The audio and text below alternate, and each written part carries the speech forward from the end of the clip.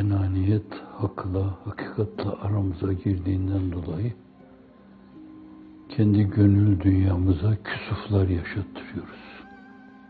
Allah'tan bir kopukluk yaşanıyor ki hiç sorma. Gönüllerdeki heyecan dineli asırlar oldu. Gözlerdeki yaşlar kuruyalı da asırlar oldu. Asırlar diyorum.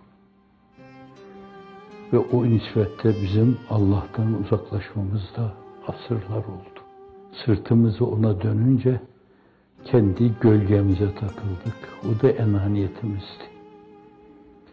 Biz biliriz, biz ederiz, bizim bildiğimiz gibi olur. Öylesine şeytanın arkasına bir takılma yaşadık ki hiç sorma. Hazır et, dikkatle bas, batmaktan kork. Bir lokma, bir kelime, bir tane, bir alkış, bir takdir, bir makam, bir paye, bir mansıp, 3-5 kuruş bir şey, bir dünya rahatı, bir yiyip içip yan gelip kulağın üzerine yatma. Bütün bu pisliklerin hepsi duygu düşünce dünyası itibariyle ayaklar altına alınıp üzerinde naatlar okuyarak raks etmeyince bütün bunların üzerinde insan hakikata yönelmiş olamaz. Oysa ki Allah insana ahsen-i takvime mazhar yaratmış.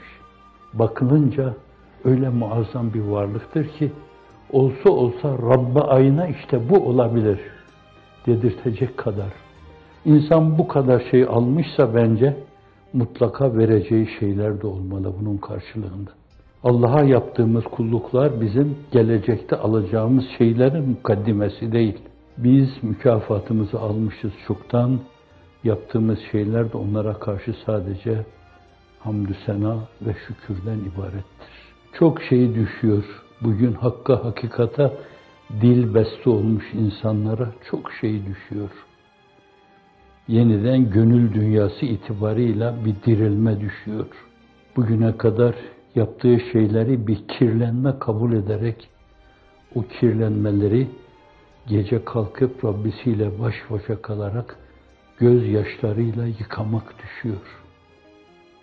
Seccadeleri ıslatmakla, başını ıslak seccadelere koymakla o kirleri yıkamak iktiza ediyor. O gözyaşını hafife almayın. Cehennemin dağlar cesametindeki kıvılcımlarını söndürecek Kevser de odur. Onun için denmiş, ağlamayan gözden sana sığınırım. Şeytandan sığındığın gibi.